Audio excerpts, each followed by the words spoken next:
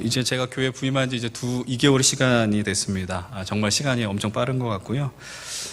이제 벌써 4월 첫 주가 되었고, 4월 이제 우리 사순절 5번째 주일을 보내고 있습니다. 이제 부임하면서, 행한 일이 뭐냐라고 하면 아시는 것처럼 이제 부임 신방을 다니게 됩니다. 목회자로서 신방을 한다는 건 참 감사한 일이고 영광스러운 일이고 귀한 일입니다. 아직 찾아뵙지 못한 분들이 더 많죠. 훨씬 많은데. 그래도 힘을 내서 이제 만나려고 합니다. 사실 뭐 교회마다 분위기는 다르긴 한데 이제 요즘은 많이들 신방을 이렇게 잘 안 하시려고 하는, 다시 말해서 좀 집을 잘 오픈을 안 하려고 하는 분위기가 있는 것 같아요. 그리고 또 조용히 나는 교회만 왔다 갔다 하겠습니다 이런 분들도 계시고, 그럼에도 불구하고 이 사역이 얼마나 고귀한 것인가, 교회 공동체에서 서로의 형편을 돌아본다는 것은 참 귀한 것입니다. 제가 특별히 신방하고 예배할 때에 누구도 뭐 다 거의 그렇게 하시겠지만 좀 이제 신방 받으신 분의 이야기를 많이 들으려고 합니다. 그분들의 살아온 이야기, 또 기도 제목들, 그래야지 그것을 통해서 또 내가 전하려고 하는 말씀에 더 좋은 것들을 하나님이 지혜를 주셔서 전할 수 있게 하기 때문이죠. 제가 무슨 독심술이 있는 건 아니잖아요. 그래서 제 마음을 알아볼 수 있는 것은 아니고, 그것을 통해서 위로하거나 격려한다는 거는, 그래서 같이 기뻐할 일들 기뻐하고 또 슬퍼할 일들은 슬퍼하는 거는 얼마나 귀한 일인지 모릅니다. 여러분들, 그런데 이 귀한 사역의 역할을 우리 하나님께서 감당하고 있다는 사실을 여러분들 아십니까? 오늘 우리가 함께 살펴본 본문 속에서 그 앞부분이긴 하죠.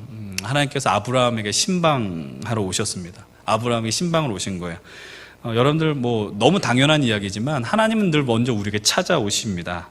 그것은 오늘도 변함없는 사실이고, 그래서 우리는 그것 때문에 위로와 은혜를 경험하게 되죠.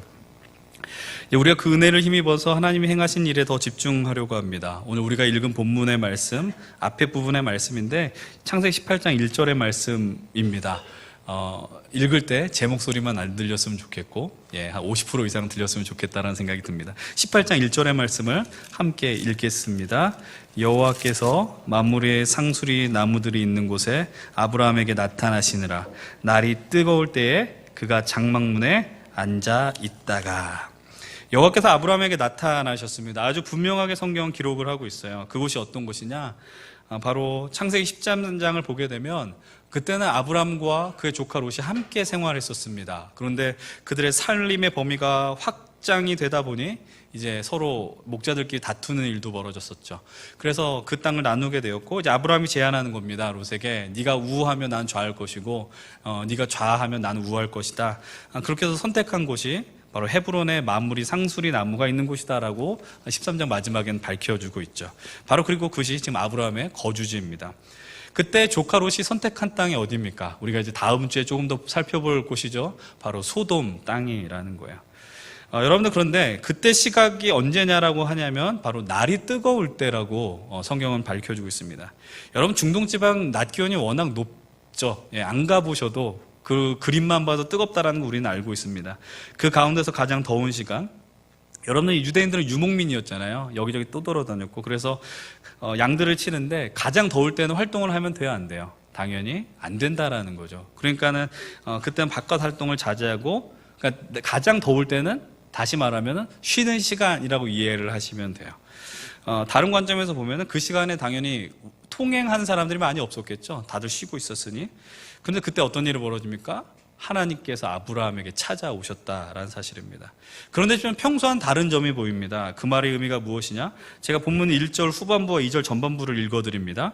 날이 뜨거울 때에 그가 장막문에 앉아있다가 눈을 들어 본즉 사람 셋이 맞은편에 서 있는지라 라고 이야기해요. 아브라함은 쉬는 시간이었습니다. 근데 그때 눈을 들었습니다. 사람 3명이 등장한 거예요. 아니, 지금까지 그리고 이후에도 하나님께서 사람의 형상으로 나타났다라는 본문은, 말씀은 등장을 하지 않습니다. 근데 여기에서는 유독 이렇게 나오는 거예요. 하나님이 사람의 형상으로 아브라함에게 나타나셨다라고 이야기해요.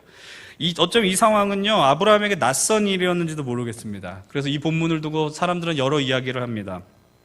아브라함이 하나님을 인지했다라는 것을, 그러니까 아브라함이 이제 딱 등장했을 때, 이분이 하나님이다라는 걸 알았다라고 이야기하는 사람들도 있고, 또 어떤 분들은 하나님인지 몰랐는데 대화를 나누다 보니 하나님이시구나라고 그렇게 봤다라고 이야기하는 분들도 있어요.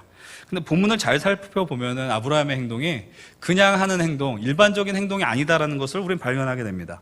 여러분 아시는 것처럼 유대인들은요, 손님은, 지나간 손님을 아주 잘 모시는 그런 좋은 문화가 있습니다.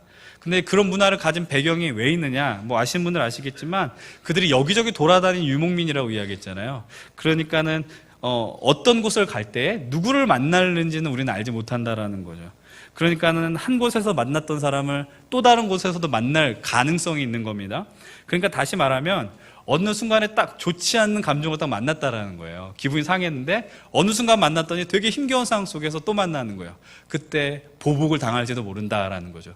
그러니까 유명민들 그래서 그런 문화가 있는 거예요. 이게 지나간 손님에게도 잘 대접하는 문화가 생겨난 것입니다. 오늘 본문에서 아브라함의 모습을 한번 보십시다. 여러분 같이 또 2절의 말씀입니다. 2절 같이 읽어보겠습니다.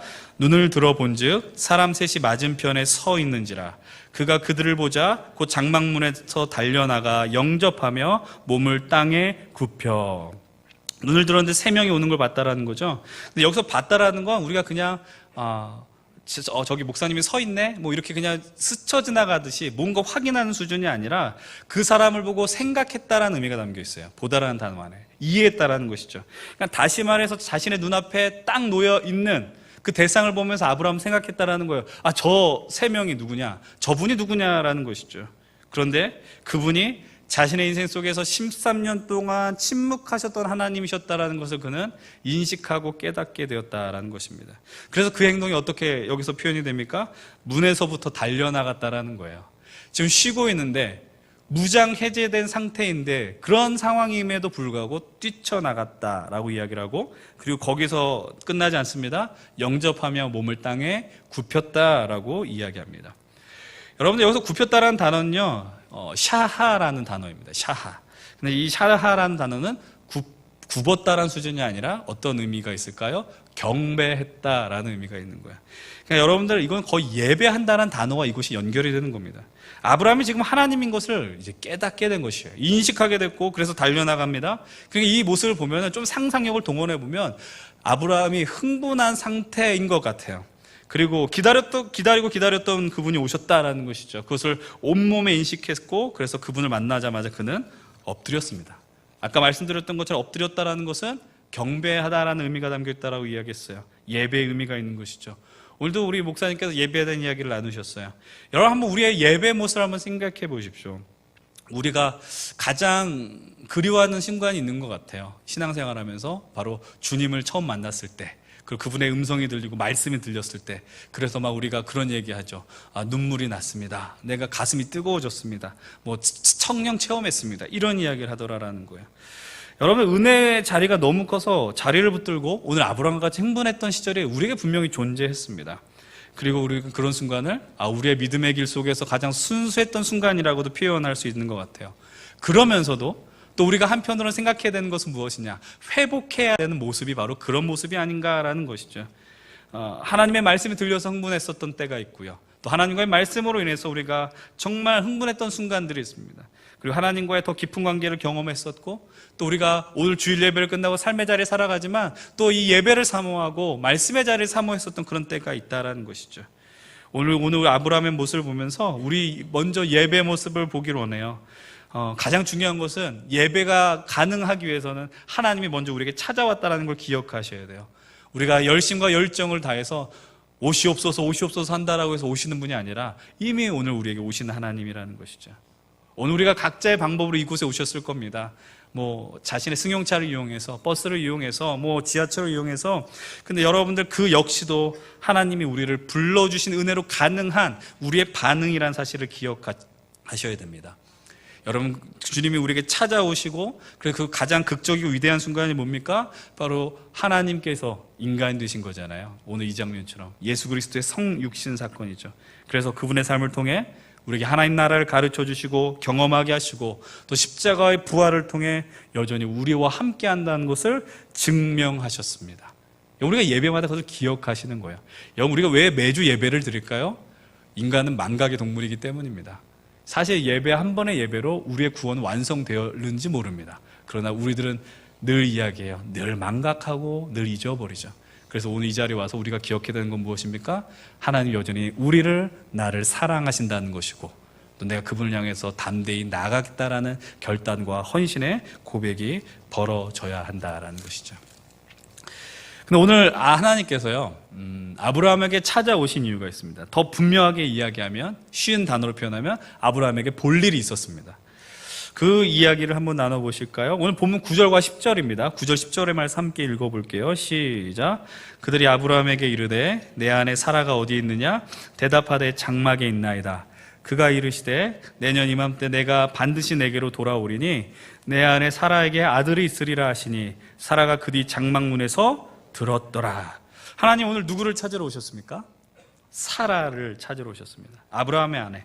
근데 하나님께서 아브라함에게 주신 말씀이 뭐냐? 내년 이맘때에 네가 반드시 내가 반드시 너에게로 돌아올 것인데 너의 아내 사라에게 무엇이 있을 것이다? 아들이 있을 것이다 라고 이야기하셨어요. 근데 여러분들 이 말씀이, 이 약속이 처음 들려주신 말씀이 아니라는 것을 우리는 기억해 내셔야 합니다. 바로 앞에 있는 본문 창세기 17장 15절 이후의 말씀 속에서 하나님께서는요, 이 약속의 말씀을 아브라함에게 그대로 허락해 주셨습니다. 그 17장에서 이 말씀을 들어야 했던 자는 누구냐면 바로 아브라함이었다라는 거예요. 근데 하나님이 17장에서 집중했었던 자는 바로 아브라함이었고요. 이제 오늘 본문 속에서는 아브라함에게 뿐만 아니라 이 사라에게도 더 집중하기를 원하셨다라는 것이죠. 17장 본문에서는 하나님이 그 아내 사라의 이름을, 동일한 이름을 허락하셔서 여러 민족의 어머니라는 뜻이 있는 사라로 바꾸어 주시고 또 아들을 주실 것을 약속을 해주십니다. 여러분, 그때 그 말씀을 들었을 때 아브라함의 반응이 어땠을까요? 17장 17절과 18절의 말씀, 화면에 있는 말씀 같이 한번 읽어보겠습니다. 17장 17절 18절입니다. 시작. 아브라함이 엎드려 웃으며 마음속으로 이르되 100세 된 사람이 어찌 자식을 낳을까? 사라는 90세니 어찌 출산하리요 하고, 아브라함이 이에 하나님께 아뢰되 이스마엘이나 하나님 앞에 살기를 원하나이다. 화면에 띄우니까 엄청 크게 읽으시네요. 네. 여러분, 아브라함의 반응이 어때요? 지극히 현실적이고 인간적인 반응입니다. 무엇이 현실적이고 인간적이냐? 나는 이제 100세라는 거야. 난 100세고 우리 아내는 90세. 그럼 나 아이를 낳을 수 있다 없다? 낳을 수 없다라고 이야기를 하는 거야. 그래서 이 말을 오늘 본문에서는 11절로 이렇게 표현합니다. 18장 11절은 이렇게 이야기합니다. 아브라함과 사라는 나이가 많아 늙었고 사라에게는 여성의 생리가 끊어졌는지라. 단순히 늙었다라는 것을 뛰어넘어서 여성의 생리가 끊어졌다라는 말의 의미, 생식적인 기능이 자녀를 출산하는 상황이 아니라는 것을 성경의 저자는 다시 밝혀주고 있는 거예요. 친절하게 설명을 해주고 있는 겁니다. 그리고 아브라함 본인조차도 분명하게 인식하고 있는 거예요. 그것을 들으니, 하나님의 약속을 들으니 아브라함이 어떻게 실소가 나왔던 것 같아요. 탁 피식 웃었던 것 같습니다. 그리고 어떤 부탁을 합니까? 하나님, 지금 있는 이스마엘이나 잘 챙겨주세요 라고 이야기를 하는 거예요. 이스마엘이나 잘 돌아보십시오 라고 이야기하는 거예요. 여러분, 이 아브라함의 모습이 이상하게 비춰집니까? 아닙니다. 그 당시를 달던 아브라함에게선 지극히 상식적인 반응입니다. 여러분, 아브라함이 하나님이 나타나셨을 때요, 이때가 언제라고 그랬어요? 13년 만이라고 이야기했어요. 나타나셨을 때 정말 기뻤을 것이고 또 약속을 들려주세요. 얼마나 기분이 좋았겠습니까? 근데 자신이 경험한 그 믿음의 현실, 하나님이 주신 믿음의 현실은 어마어마하게 큰데 자신의 믿음의 현실은 자신의 현실을, 그 믿음의 현실을 자신의 현실이 뛰어넘지 못했다라는 거예요. 아무리 하나님이지만 그 말씀을 이해하기가 어렵다라는 것이죠. 오늘도 여전히 마찬가지예요. 하나님의 세계는 너무나도 커서 이해하기가 어려워요. 하나님의 약속의 범위와 폭을 아브라함이 담기 부족했을지 모르지만, 근데 여전히 하나님의 일을 하십니다. 아브라함을 끊임없이 설득해 나가십니다. 17장 19절 이하의 말씀을 통해서 이렇게 이야기하십니다. 같이 화면에 있는 말씀 99절입니다. 시작. 하나님이 이르시되 아니라 내 아내 사라가 내게 아들을 낳으리니 너는 그 이름을 이삭이라 하라. 내가 그와 그 언약을 세우리니 그의 후손에게 영원한 언약이 되리라. 하나님, 저 이거 불가능합니다라고 하는 아브라함 앞에서 하나님이 강하게 부정하십니다. 네가 생각하는 거, 그건 내가 의도하는 거 아니야. 이스마엘이 내가 약속한 그 복의 후사가 아니다라고 이야기하는 거예요. 심지어 이름까지 지어주십니다. 이삭이라고 이름을 지어주세요. 웃음이라는 의미가 담긴. 그리고 아브라함에게 이 약속은 아브라함 때만 국한되는 것이 아니라 너의 아들 이삭에게도 함께 할 것이며 영원한 언약이 될 것이다 라고 선언하십니다. 이제 본문 21절 역시 같이 한번 읽어보시겠습니다. 21절 시작하겠습니다. 시작. 내 언약은 내가 내년 이 시기에 사라가 내게 낳을 이삭과 세우리라. 아멘. 아브라함이 이 말씀을 하시고 하나님께서 아브라함과 대화를 마치고 돌아갔다라고 성경은 이야기합니다. 이제 벌어진 일이 뭐냐면 아브라함이 자신의 집에 있는 남자들 다 불러서 그 포피를 잘라내는 할례 의식을 행하게 되는 것이죠. 그 말의 의미는 뭐냐면 하나님이 주신 그 약속의 의미와 마음을 아브라함이 이제 신뢰하고 믿고 이해하기 시작했다라는 것입니다. 어느 정도의 시간이 흘러서 얼마나 된지 모르겠어요. 1년까지는 아니죠, 당연히. 하나님께서 인간의 모습으로 나타내 주셨습니다. 그리고 우리말로 쉽게 말하면 이 약속을 복습시켜 주시기 위해서 오셨습니다. 근데 이 말씀을 더 집중해서 들어야 될 대상은 아브라함이 아니라 사라라고 말씀을 드렸어요. 하나님 그래서 사라를 찾으신 겁니다. 사라가 어디 있느냐라고 한 것이죠. 근데 몰라서 모르겠습니까? 당연히 어디인지 알고 계시죠. 하나님께서 오늘 아브라함에게 원하셨던 것은 사라에게 원하셨던 것은 아브라함이 그렇게 믿었던 것처럼 사라도 이 약속이 하나님의 것임을 믿고 인정하기를 원했다라는 거예요. 근데 여러분 이제 잠시 본문이 이야기하지 않는 부분들을 우리가 좀 상상력을 동원해서 이야기하면 좋을 것 같습니다. 이 말이 뭐냐? 하나님이 아브라함에게 인간의 모습으로 나타나셔서 주셨던 말씀, 내년 이맘때 내가 반드시 너에게 돌아오고 네 안에 사라에게 아들이 있을 것이다라는 그 말씀을 사라가 처음 들었을까요? 아니면 처음이 아니었을까요? 한번 생각해 보십시오. 이 약속의 말씀을 사라가 처음 들었겠습니까? 아니면 그래도 희미하게라도 들었겠습니까? 그것을 어떻게 알 수 있을까요? 저는 사라가 들었을 것이라고 생각을 합니다. 아브라함과 사라는 부부관계입니다. 사실 부부관계에서 쑥스러워서 이야기하지 못하는 것들도 있지만 그래서 깊은 이야기를 못 나누는 분들도 계시겠죠. 그럼에도 이 부부에게 특별히 사라의 몸에서 아들이 나온다, 후사가 나온다는 이 부분은요, 그냥 스쳐 지나가는, 오늘 물가가 얼마고, 이런 콩나물이 얼마고, 이런 수준의 이야기가 아니잖아요. 자신의 가문의 이야기고, 하나님 약속이 성취되는 이야기라는 거예요. 엄청난 것이고. 그 당시에 자녀들은요, 복의 증거였고요. 그리고 자녀들은 재산이었다고요. 그 부분은 엄청 큰 것인데, 그런 시대에 아무런 자녀가 없던 사라에게 자신의 현실의 문제가 얼마나 고통스럽겠습니까? 그런 사라에게 아브라함이 약속을 받고 이야기하지 않았겠어요? 하나님이 나에게 이런 약속을 주셨어. 처음 들은 이야기가 아니라는 것입니다. 아브라함은 심지어 할례 언약을 통해서도 인식을 했잖아요.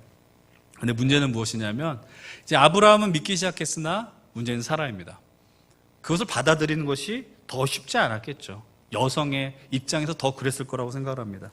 그래서 하나님과 아브라함의 대화를 사라는 조금 더 먼 발치에서 청취했고 오늘 그녀의 반응이 어떻습니까? 오늘 18장 12절의 말씀 이렇게 이야기합니다. 함께 읽어볼까요? 12절 시작. 사라가 속으로 웃고 이르되 내가 노쇠하였고 내 주인도 늙었으니 내게 무슨 즐거움이 있으리요. 사라가 웃었어요. 근데 박장대소 한 게 아니에요. 너무 즐겁고 웃긴 일이 있어서 웃은 게 아니라 피식 웃은 것도 아니에요. 속으로 웃었다라고 이야기합니다. 여러분 지금 이 반응이 어떤 의미를 담고 있겠어요? 지금 하시는 하나님의 말씀은 말이 안 됩니다. 어이없다라고 하는 것의 반응입니다. 그러나 또 한편으로는 이 웃음이 자신의 현실에 대한 자주적인 표현이라고 생각을 해요. 우리가 살면서 그런 일이 있죠? 너무나도 어이가 없고 기가 막힐 때 그러니까 울을 수가 없어서 그냥 헛웃음만 나온다라는 표현이 있어요. 이런 제목하고 되게 연결이 되죠. 예전에 노래 제목에 이런 게 있었어요. 내가 웃는 게 아니다라는 것이죠. 노래는 모르시면서 제목은 아시네요. 네. 여러분 사라에게 있어서 이 웃음은요 정말 깊어서 터져나온 웃음이 아니고 아마 한숨이었을 것입니다. 여러분 11절에요 생리가 끊어졌다라고 했을 때 그건 단순히 아이를 못 낳는다는 수준이 아니라 이 생리란 단어가 여러 가지 단어로 연결이 되는데 길이라는 의미가 있어요. 길과 통로라는 의미가 담겨 있어요. 그걸 넣어서 한번 생각해 보십시오. 내가 아이를 낳지 못하는 것, 내 길이 끊어졌고 내 통로가 막혔다. 내 앞이 보이지 않는다. 그 현실을 확인하는 것 같은 기분이 하나님의 말씀을 들었을 때 다시 한번 재확인되더라라는 것입니다. 그래서 그는 하나님께 이렇게 반응합니다. 내가 노쇠하였고 내 주인도 늙었고 내게 무슨 즐거움이 있느냐. 사라가 지금 행하는 일은 무엇입니까? 자신의 현실을 아주 정확하게 이해하고 직시하는 것입니다. 늙었다라는 거예요. 이 늙음은 단순히 세월의 늙음이 아니라 자녀를 생산할 수 없는 그 현실을 이야기하는 것이고, 또 내가 늙었다라는 의미 안에는 내가 이미 지쳤습니다라는 의미가 담겨 있는 것입니다. 내가 더 이상 이제 자녀를 기다릴 의지가 없습니다, 주님. 뭔가 소망할 여력도 없다라는 것이죠. 즐거움이 사라졌다는 말의 의미는 심지어 그런 욕망, 성적인 욕망도 사라졌다라는 표현이 이 안에 담겨 있는 거예요. 여러분, 지금 사라의 말, 이 고백 보면서 좀 이 마음을 느껴보셔야 돼요. 이 여인의 마음을 한번 생각해 보셔야 돼요.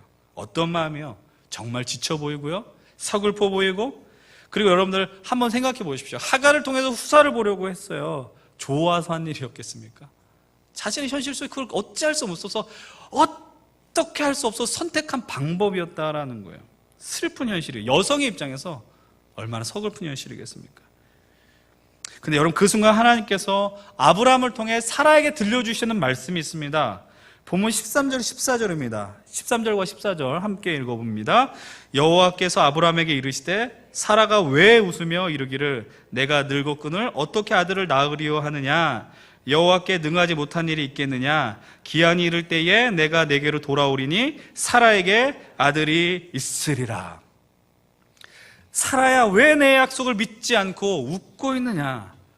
그리고 거기서 더 추궁하거나 이런 방법 없고, 하나님은 또 반복하십니다. 하나님은 우리가 잘 까먹는다라는 거 아시고 또 반복해서 말씀하시는 거예요. 기한이 이를 때에 내가 돌아올 건데 그때 네가 아들을 낳을 것이다. 하나님의 의지가 보이십니까? 마치 하나님의 집착처럼 보이지 않으세요? 하나님은 의지가 더 강하신 분이세요. 우리의 삶을 포기하지 않으세요. 끊임없이 오신다고요. 우리가 절망하고 낙심할 때에, 그러니까 그 순간에 우리가 믿음을 놓고 싶을 때 그 순간까지도 우리를 향해서 시선을 놓지 않으신다라는 거예요. 17장을 포함해서 3차례나 동일한 말씀을 아브라함에게 그리고 사라에게 들려주십니다. 그리고 그때 하나님께서 자신을 향해 이렇게 말씀하십니다. 여호와께 능하지 못한 일이 있겠느냐. 여호와께 능하지 못한 일이 있겠느냐. 하나님께서 아브라함에게 13년 만에 나타나시면서 주신 말씀하고 동일합니다. 나는 전능한 하나님이라. 그리고 또 오늘도 말씀하십니다. 내가 능하지 못한 일이 있겠느냐. 사라야, 내가 능하지 못한 일이 있겠느냐. 나는 전능한 하나님이야. 네가 늙어서 생기가 끊어졌고 길이 다 막힌 것 같고 사방이 다 어두운 것 같지만 그것을 다 열어버리고 뚫어버리는 새로운 길을 내는 그가 바로 나 전능한 하나님이야 라고 오늘 이 시간 말씀해 주시는 거예요. 이 장면 속에서 중요한 것을 발견해야 됩니다. 그것이 무엇입니까? 우선 우리가 이 믿음의 길 속에서 반드시 해야 되는 것들이 있는데, 그것은 무엇이냐? 바로 오늘 우리의 현실을 정확하게 분명하게 인식해야 한다는 것입니다. 잘 들으셔야 됩니다. 현실을 인식하게 될 때에 경험하는 상반된 2가지 마음 태도가 있습니다. 정말 다른 거예요. 우리의 현실을 본다라는 걸 한번 생각해 보십시오. 여러분들 현실을 직시하십시오라는 거예요. 이거 농반 진반 얘기니까 너무 상처받지 않았으면 좋겠는데, 여러분들이 열심히 꾸미고 일주일에 한 번 교회 나올 때 꾸미고 오셨단 말이죠. 근데 누군가 오늘 세수 안 하신 것 같습니다라고 하면 상처를 입는 것이죠. 여러분, 현실을 직시한다는 건 다른 말로 하면 어떻게 보면 절망을 맛본다라는 것하고 거의 비슷한 이야기예요. 절망의 순간에서의 많은 사람들이 하는 태도가 뭐냐면은 자기 포기예요. 자포자기라고 이야기해요. 아무리 애를 써도 안 된다라는 거예요. 요즘 같은 시대에 많은 젊은 사람들이 그 마음을 표현하는 게 있어요. 아무리 노력을 해도, 그냥 노력이 아니고 어떻게 표현합니까? 노력을 해도 안 된다라는 거예요. 노자에다가 물결 표시를 몇 개를 하는지 몰라요. 그래서 될 대로 되라는 식의 태도가 되고 염세적이 되고 비관적이 됩니다. 여러분, 사실 이렇게 되기 전까지 경험한 전 단계가 있어요. 포기하기 전까지 하는 단계가 뭐냐면 할 수 있는 데까지 해보는 거야. 내가 할 수 있는 데까지 해보는 것이죠. 그 대표적 사건이 바로 하갈을 통해서 이스마엘을 본 사건입니다. 인간의 지식과 방법을 총동원해서 나온 것이 이스마엘입니다. 그러나 결국 그 이후에는 그 과정은 결국 될 대로 되라, 스스로 포기하게 되는 모습이죠. 그러나 반대로 현실을 제대로 직시하긴 하지만 전혀 다른 마음과 태도를 나타내던 이들이 있습니다. 그것은 무엇입니까? 여러분, 아까 전에 말씀드렸던 것처럼 현실을 보게 된다는 것은 절망 앞에 있다는 거예요. 절망을 보는 것입니다. 다른 말로 하면 나의 힘으로는 할 수 있는 것이 없습니다. 그것을 인정하게 된다는 것이죠. 지난주에도 언급하였지만 우리들은 한계투성이기 때문에 무엇을 볼 수밖에 없다고요? 한계투성이 우리이기 때문에 전능하신, 다음이 없으신, 한계가 없으신 그 하나님을 향해 우리의 시선을 고정시킬 수밖에 없다라고 말씀드렸습니다. 여러분, 그것을 깨닫는 이들이 하는 기도가 있습니다. 위대한 기도이고 어마무시한 기도입니다. 그것이 무엇입니까? 주님, 나를 불쌍히 여겨주시옵소서. 나는 할 수 없습니다. 주님, 당신이 할 수 있으시니 주님이 친히 행하시고 일하여 주시옵소서. 이 기도가 터져 나온다라는 거예요. 그래서 오늘 이곳에 함께 예배한 우리 귀한 성도님들, 우리 포에마 예수교회 모든 이들은 우리의 현실을 경험하셔야 됩니다. 조금 더 과격하게 말씀드리면 절망을 경험해야 됩니다. 절망을 경험한다는 건 당연히 좋지 않은 것입니다. 그러나 절망한다라는 말의 의미는 나에게 힘이 없다라는 것을 발견하는 순간과 동일한 것이죠. 그래서 우리는 절망의 순간에 모든 것을 초월하시는 하나님을 만나게 됩니다. 수많은 분들이, 아니 여러분들이 그 절망의 순간에 고난 속에서 하나님을 경험했습니다. 고난 때문에 내가 믿음이 미끄러질 뻔하였으나 고난 때문에 내가 주님을 볼 수 있는 위대한 사건이 되었다라는 것이죠. 우린 절박하게 되고 그 순간 하나님을 경험하게 됩니다. 여러분 삶 속에서 우리에게 풍요로운 은혜가 넘쳤으면 좋겠지만 어쩔 수 없어요. 우린 연약해요. 그래서 절박한 순간이 필요해요. 그때에 내가 아프고 힘든 것들을, 두려운 것들을 그대로 아뢰셔야 됩니다. 나의 힘으로 감당할 수 없습니다. 겸손하게 인식하시고 고백하셔야 합니다. 그 순간에 어떤 일이 벌어질까요? 하나님의 역사가 우리 인생 속에서 선명하게 펼쳐지는 거예요. 입체적으로 어마어마하게 벌어지는 것입니다. 왜요? 하나님의 능력에는 한계가 없기 때문입니다. 그래서 하나님 뭐라고 이야기하십니까? 나는 능치 못함이 없는 자다라고 이야기하시는 거예요. 전능하신 하나님, 그 하나님이 남의 하나님이 아니라 나의 하나님이 되시며 나의 아버지가 되어주신다는 것이 우리에게 얼마나 큰 위로가 됩니까? 자꾸 구경하는 믿음은 좋지 않아요. 나의 아버지, 나의 하나님. 이 믿음의 세계를요, 자꾸 우리의 수준과 이성적 사고로 보게 되면 우리가 경험하는 것은 바로 사라와 같은 헛웃음입니다. 그런 탄식이 나오는 것이죠. 하나님께서 우리를 구원하기 위해 사용한 방법을 잘 생각해 보십시오. 인간이 죽었다라는 거예요. 하나님이 인간이 됐고 이해할 수 없어요. 바보 같은 짓 아닙니까? 그리고 여러분들 신명기 말씀을 보게 되면 나무에 달린 자는 저주를 받은 자라고 이야기해요. 유대인들에겐 그게 인식이 되는 거야. 유대인들이 왜 예수 그리스도를 못 믿어요? 나무에 달린 자가 구원자라는 것을 어떻게 받아들입니까? 저주받은 자입니다. 저주받은 자인데.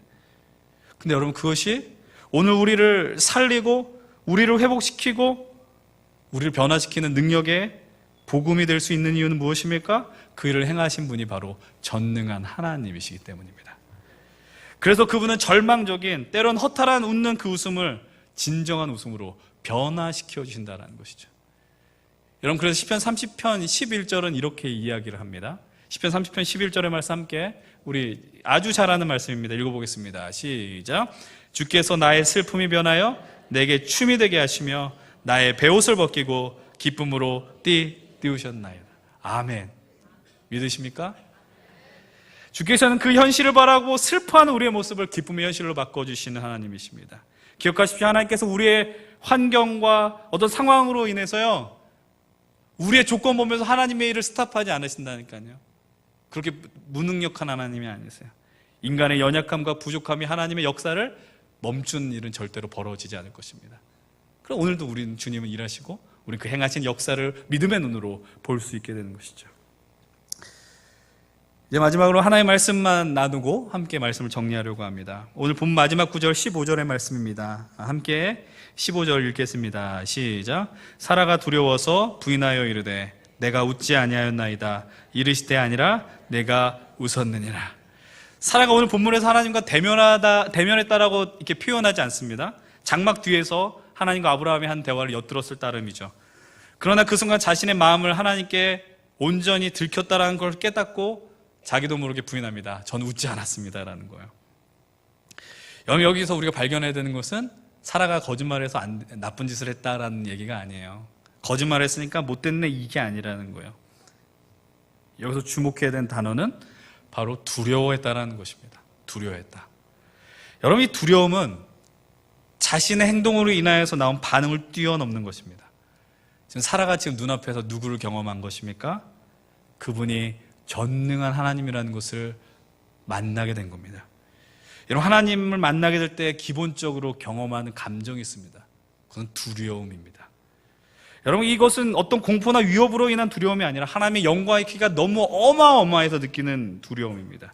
이 두려움이란 단어 안에 담긴 또 다른 의미는 무엇입니까? 바로 경외함이고 공경함입니다. 다시 말해, 지금까지 사라가 경험한 하나님은 아브라함의 입을 통해서 전해 들은 하나님이었습니다. 그러나 지금에서야 비로소 사라는 하나님의 하나님 되심, 그리고 능하지 못한 일이 없으신 전능한 하나님이 나와 함께 한다는 것을 아주 선명하게 경험하는 것이죠. 그래서 두려워하는 것입니다. 이 구절 마지막 하나님이 이렇게 말씀하십니다. 아니라 네가 웃었느니라. 사라야, 네가 왜 내 말을 믿지 않고 거짓으로 대답했냐? 책망의 의미가 아니라, 사라야, 그래, 내가 너에게 그런 전능한 하나님이야.